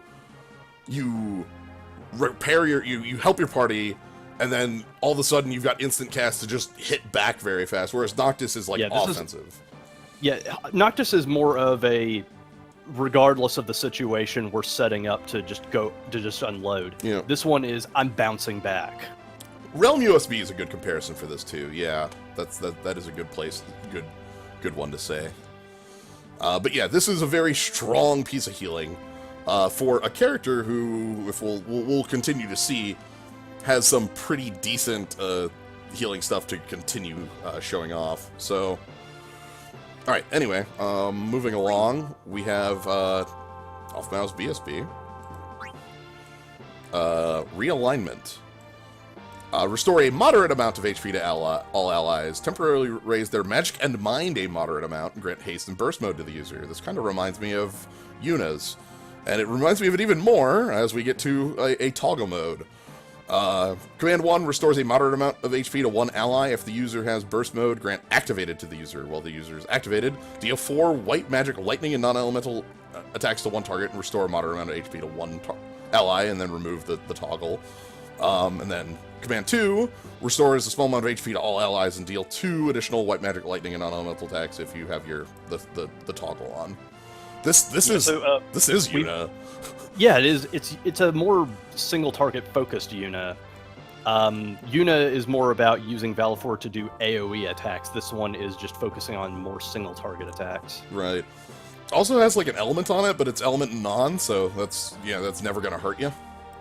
Yeah, also it's typed white instead of summon, which is a little... I guess that's why they decided to call it activate instead of summon toggle. How does targeting work for toggled command 1? That's a good question. I do not know if you would turn it on, and then, like, who would you target with, I would bet that you could only heal... Like, you can't target both sides, obviously. You can only target, like, one side or the other. Like, Cure is going to the lowest HP ally. Yeah. It just flat out says that, and I'm just assuming that the toggle command follows the normal targeting rules for enemies. Yes, the fact that these are white magic means that they scale off mind. And also, there's a 30% mind boost on the entry, and a magic boost. So this is something like, much like Yuna. Yuna is a character I still use for her BSB 2 in a magic-focused team, so that she can effectively heal, be a buff for the team that's stacks with anything. Magic Mind stacks with magic, you know, up, defense down, that sort of thing. So yeah, I will say that there's one thing that makes this a little bit better than Yuna's. The fact that Command 1, the toggle mode, has an off heal. Yuna's Command 1 doesn't really do anything, it just turns on the toggle. Yeah, which is always a bit of an annoyance when you're walking in. Alright, let's keep moving. Next up, we have, Zed? Zed? Zed? This isn't Zed. Anyway, Zed. I'm gonna go with Zed until proven otherwise. Anyway, Zed's BSB. Deal 8 physical, dark, and non-elemental attacks to 1 target with a high chance to interrupt pending actions and in dark the user. So that the high chance is auto stun. Yep. And then we have a 4-hit +1 if it's weak to dark, and a 2-hit to all that lowers defense, raises attack. So it's got the... Yo, this is fine. I'm digging this. Yeah. Yeah, this is strong stuff. Like, strong, dark attacking. I like the auto stun on it. That tends to come up pretty usefully in a number of boss fights. A lot of bosses aren't immune to stun. That's the one... Interrupt, specifically, is the one thing that generally doesn't get a immunity unless it's a very specific fight. Or the most like, common multiplayer. status ailments you'll tend to inflict on enemies is slow and stun. Yeah. So, that's Zed. If we keep moving around, we have Temple Knight Army Sword, which is a recurrence from... This was on one of the Fest banners, I remember. Yeah, it was on Banner 5. It was a debut. Yeah, so this is Intervention for Kirilla, who had the USV earlier, if you remember. 6 physical, holy, and non-elemental attacks to all targets. Raise the attack and defense of all allies a moderate amount. Haste and burst mode to the user. Command 1 is 4 hit with a major regen. Command 2 is 2 hit with a taunt. Yo, this is good, especially the buff at the beginning. Attack defense as a buff is very stackable. To Yes. say nothing of the fact that it doesn't actually skip out on the defense. Usually when we look at these offensive buffs, we just focus specifically on attack. Like, the other stacks are there just to make it look unique, but this defense is a 50% boost, so it's not slouching either. Yeah, that's a strong amount. That's half your protect. Like, you know, this is a very good amount. This is going to do a lot of work in any fight where that defense matters, as well as any fight where you're doing some sort of physical team, because party-wide attack buff. The major regen on the user means that you can offset sap if you need to, but major regen is actually a lot of healing. Can keep you going without needing to actually be healed for a while as you're healing for like 400 a tick. And then, Yeah, you know, taunt, which the regen helps offset. I mean, Command 1 is just kind of odd to me. It's very strong, but Command 2 is very much a setup for our Resident Holy skill Guardbringer, which does more hits the higher your defense is. Yeah. So you use Command 2 and then just start spamming Guardbringer, which makes me wonder if Command 1 could be doing a bit more. Yeah, I still think the entry is enough for this just to pass on, like, or to Absolutely. use. This thing is great. Yeah. All right, moving along, we get into our legend materias for these characters. The Royal Squire's Mufflers for Kirilla. This is Templar's Charge, moderate chance to redirect physical damage taken by allies to the user and reduce the damage. It's cover. So I believe it's 30% to trigger and 20% reduction. Cover is, again, it's still a very rare thing. It only shows up on legend materia at this point. Other than, like, I think maybe one soul break. The point is, like, it's another take on, especially on having some sort of like a retaliation, but works a lot better because it can cover in AoEs and can, you know, and reduces the damage. Not only reduces it like from the cover, but reduces it because it's going on your, you know, your stats. It also respects AoEs. Like, you can... Yeah. There is a good chance that you can double up on hits. All right. Next up, we have another legend materia for Afmao. Court Secrets. Small chance to automatically heal an additional damage taken up to 2,000 when healing an ally with a white magic ability. So this right here turns all of your heals into Curata. Yeah, and both of her shit is typed white. Holy crap. Yeah. So yeah, this specifically is single target things get to turn into Curata. For 25% chance, not all, obviously. Yeah, I'm starting to see why her BSB is a summon toggle and not just the standard instant Curaja, because holy smokes. That would be a little strong with this if it was instant Curata, you know? Yeah. This is strong, a strong thing. It means that you could bring Ultra Cure and have it become Curata. It means that you can use your Command 1 on your BSB and have it become a very much additional up. And that's good. That's good stuff. Yeah, instead of casting speed, you just get a lot of utility on your existing cure spells. Yep. All right. Next up, we have some more stuff for Afamao. This is remove and resist. It has earth resistance on it for armor. Temporarily grant all allies major regen and a barrier that gives them status blink. So Afamau and Zeed are from 11. Yes, these are all 11 characters. I do not know enough about 11 to tell you who they are. Same. I have been told that they're from very different time periods of the game. Like, one is from, like, a late and, like a third or fourth expansion, and one is not. So, but I cannot... like, either way, I gotta say, this is a pretty fine super just because status blink is a strong effect in and of itself. I think this one's under, like, this one looks weak because a lot of the other ones we've had that are like, that are status blinks have been like ultras. You know, ultras and, Ultras and bursts. And bursts. And the trick with status blink is that in the fights where it's good, it's game-changingly good, you know? So so again, the Dullahan fight, the fight against Skeleton, you know, Skeleton fight, this seems pretty decent. Also, status blink is still rare enough to the point where if you grab this on the banner, maybe don't scoff at it. Yeah. It might save your bacon. So, yep. Alright.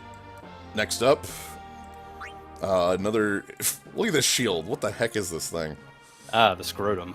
This is... Look, it's like a chessboard shield? Anyway, Freeze Bite. 8 physical dark and ice attacks to one target. Heal the user a moderate amount proportional to their HP. Deals more damage as the user's HP drops. I kind of like this one just because it's sort of the poor man's Cypher USB. That's what this reminds me of. Yeah. I'm not certain that, like, this is something I'd want to be using unless I already had, like, the In Dark from the BSB. Yeah, my thing with this one is that Zeed, being a Dark Knight, physical dark user, he's going to be having access to a lot of attacks that will later on damage him for 30% of his max HP in order to become more powerful, and so he can sort of use that to set up this super. Yeah. Meh. Anyway, next up we have Swift Blade, which is a super soul break for Kirilla. 6 physical holy and non-elemental attacks to one target, restore a moderate amount of HP to all allies, proportional to their max HP, cast Suna on them. This is just generically handy. Yeah, this is good to have. Like, this is you know, party-wide Asuna and healing on a character that's not a main healing character. Reminds me of Sabin's thing of a similar type. We actually see this every once in a while, like where it's a percentage heal. This is 40%, and like a little thing on top of it. Nice to have. All right, the final item on the banner is for Shantoto. Oh, this is her old super soul break. Yeah, Vprisoner. Deal 8 magic non-elemental attacks to random targets. Reduce the user's offensive magic casting time for 5 turns. Yeah, this is kind of gross even back in the day. It was kind of really overpowered because it was, for the longest time, the only FF11 soul break in the game. Yeah, this isn't, like... Really, the damage isn't what you're here for. You're here for, like, trying to set up a offensive cast time down for 5 turns. Like, you know, this is I'm in, like, a jump start or a fight where I have multiple bars and I start with this, you know? And then I just start going straight to town. So... Yeah, especially once chain spells become much more powerful, she can just sort of throw this on and then start hammering people with the chain spells. So yeah, that's banner 1. This banner has a lot of really strong healing, if that's something you need. In the sense of both of Afamau's USB and BSB, along with Kirilla's 40% heal. Those are all, like, very powerful party-wide heal abilities. Yeah, this is a big focus on Holy, Dark, and Healing if you need that, but overall, it's a very solid banner. Yeah. Alright, let's take a look at banner 2. So one of the things with these banners is that they're both going to be very solid banners, again, for players who have been around for a longer time, because there's very few things that we've had already before. FF11 is not a very common realm for us to get because of, just it doesn't show up. Anyway, banner 2. Let's start things off with Lion. Pirate Pummel. This is Lion's USB. Instantly deal physical attacks to 9 random targets, lowering their attack, magic, defense, resistance, and mine a moderate amount. And, if I click on this here, remove delay from the user's actions for 2 turns. This is kind of disgusting. Instant mind, like instant hyper break. I'm all down with that, but like the instant cast 2 along with it, you can do some stupid shit. Instant AOE, like 9 random, basically is everything in the fight, and instant cast and 2 instants after it. Like, oh my goodness! If you want some sort of support, like this is a place to pick, And we're going to be seeing going down this banner. Like, this isn't going to be the only, this is going to be the best, support thing on here, I think, but isn't the only. We're going to be seeing other things going on here. So Lion, as you might guess, just from the pirate thing going on here, and the support thing, feels a lot like Ferris, though has Thief 5, but doesn't actually have support, which is she has Ninja instead. It's weird. Yeah, Thief Celerity 5, Celerity 5, Combat 4, Ninja 5, and let me see if she can dive for anything. Nope. But yeah, so like because this reminds me of Phantom, Anyway, let's move along. We got a few more things to touch on. No dance. No dance. Alright, so this is for Ayame. This is her OSB, Ancestral Blade. Massive ice and non-elemental damage to 1 target. Deals more damage if the target is vulnerable and has swipe weakness. Can break the damage cap. We don't have a lot of ice OSB, so this fits right at home. Yeah, and we're going to see that there's still some more ice stuff going on here. So that's a decent place to be. It's an OSB. If you like them, you'll like them. It does its thing. There's an in-ice coming up that works well with it, very well with it. Actually, let's touch on that one, because that tells us a little more about this one. So this is Meikyo Shisui? Shisui? It's Meikyo Shisui, you fucking nerd. Fine. Deal 8 physical ice and non-elemental attacks to 1 target. Raise the user's attack a moderate amount, resistance a small amount, and infuse the user with ice. And there's a burst mode attached to that. The burst mode is 4-hit single target, 2-hit all target with a... Or 4-hit single target reduced delay, 2-hit all targets attack up, defense down. This is disgusting. Just because she's got a buff on entry, she gets another buff from her command 2. And she gets a buff from Hailstorm because she's a samurai. Yeah, well, Hailstorm would attack minus res. Yeah, that would overwrite the attack plus res. Would it? Yeah, those are the 2 same stats. I'm gonna have to... I'm pretty sure if it affects the 2 same stats, you overwrite. Yeah, we may have to brainstorm on this one, just because... stacking is very strange. The point is, you can very easily hit, ridiculous amounts of damage with this. It has an ice on it as well as reduced delay on hit.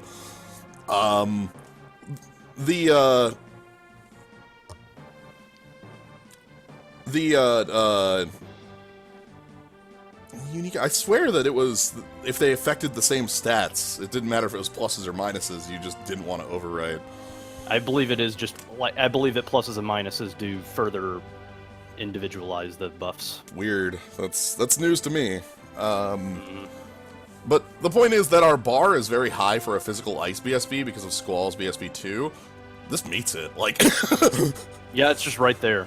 Ayame's big thing is that she does not need to be babysat at all. She can just sort of slot herself into any team with all these buffs. Yeah, and Ayame is, as we said, the Samurai. Spellblade 5 as well. That's nice to have. Combat 5, Samurai 5. So... what else do you need? Yep. Moving along. Lust Dagger. This is Walk the Plank, Lions BSB. I think we had this on the last banner. Yeah, we did. Anyway, but Good. deal 5 instant physical attacks to one target, lower its attack and defense a large amount, haste and burst mode. And then we have single target, single hit, lower attack, single target, single hit, lower defense, reduce delay on thief type. I remember this one. So this is very much like this might as well be a attack version of Vaughn. Here. Yeah, Vaughn is magic in defense. You know, I but said it follows the exact same rules. yeah. You know, I said Ferris because of the pirate thing, but Vaughn I think is a much closer analog to what Lion is as a character, Yeah, because Lion likes the instant stuff, much like Vaughn does. and the debuffs as well. Yeah, like the only big problem with this is, although it is a powerful physical debuffing tool, attack defense clashes with Mug Bloodlust. That's not too big of a problem because it is a large debuff compared to Mug Bloodlust's like 20%. Yeah, like as long as you just play around it, it's fine. Also, probably gonna use Mug Bloodlust at the start anyway. Let's be fair.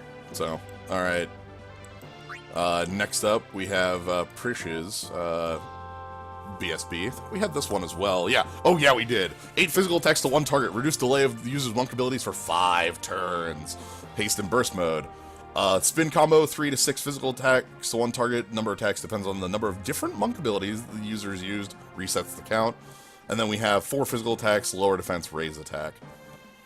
So this one is very strange just because Prish really loves combos with this one. You're going to want to use a lot of...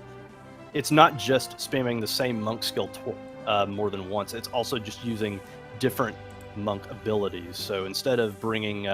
she actually doesn't want Life Siphon, which is interesting. She instead wants nothing but monk abilities just so that you can swap between them easily and build up Command 1 quicker. Yeah. Also, you Which know... the BSB lets you do very reliably. You know, reduce delay for 5 attacks, so that's something as well. Alright, let's move on to the Legend material. For Ayame, we have moderate chance for samurai abilities to reduce delay of the user's action for 1 turn. Hey, this rules. Yeah, alright. So it gives you short charge 1 on 35%. Like, even in a vacuum, this is really good because you're probably just going to be spamming Hailstorm or, later on, the really good as hell Fire Samurai skills. Yes, and if you get one of those delays to trigger, then you use your BSB, which will be at, you know... oh, actually, hold on. Is the BSB entry Samurai?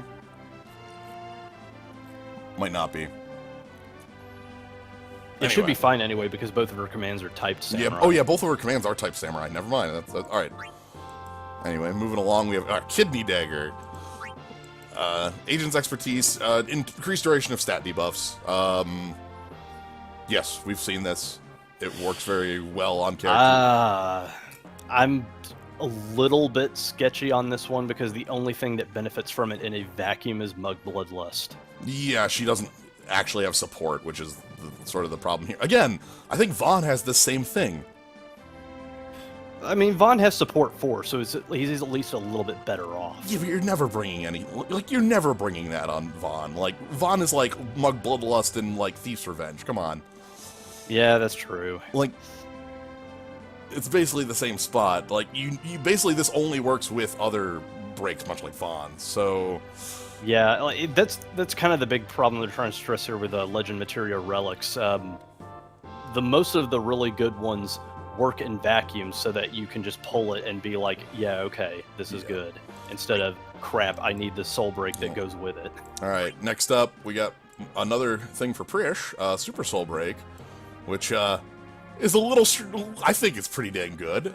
Restore a moderate amount of HP to all allies based on their max HP, 40%, and grant them last stand in major regen.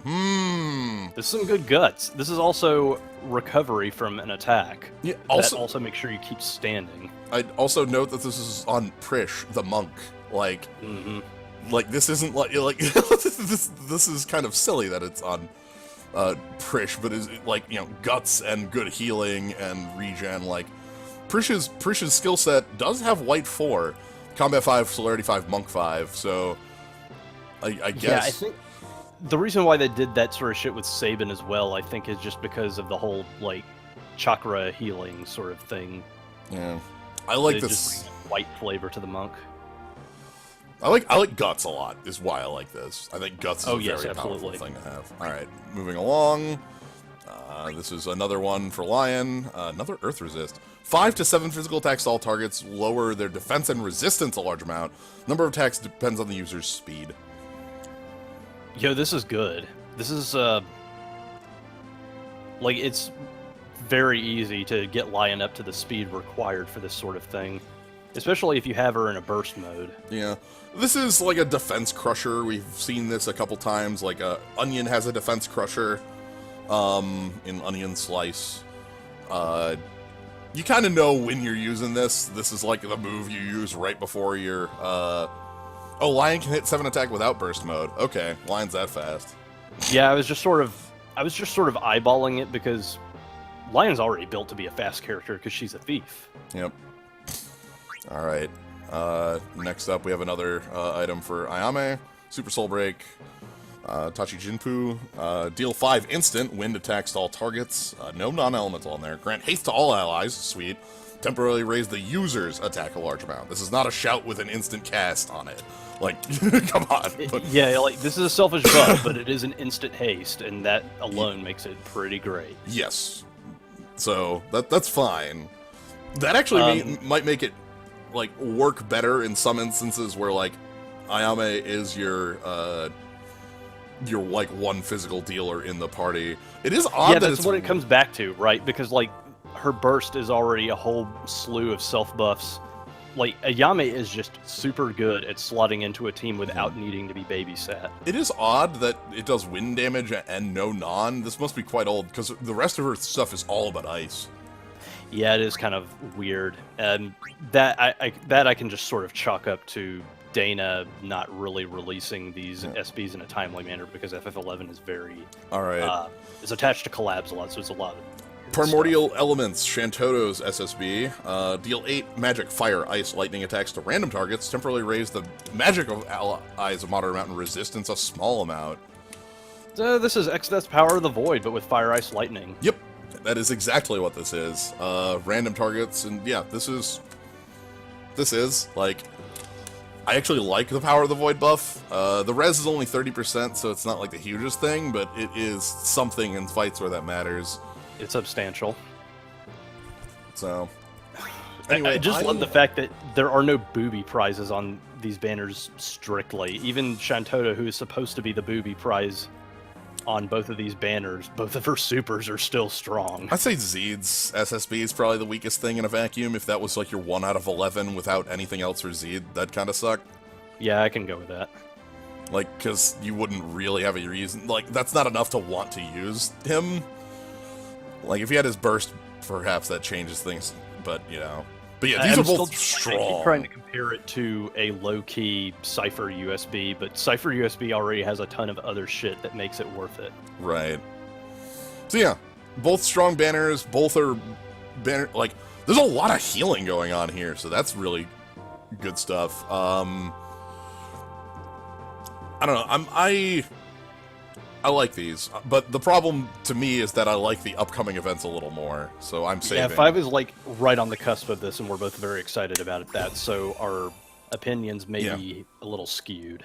I would definitely say, though, if healing is something that you're in the market for, Banner 1, it looks really dang good for that. Yeah, if you need healing, go over to Banner 1. If you need, like, Banner 2, I'm a lot more keen on than Banner 1. Mm-hmm. Just because Ayame, Lion, and Prish are all excellent characters. Alright. So, we have one last thing we need to talk about. 5's coming up. You're not saving for long, my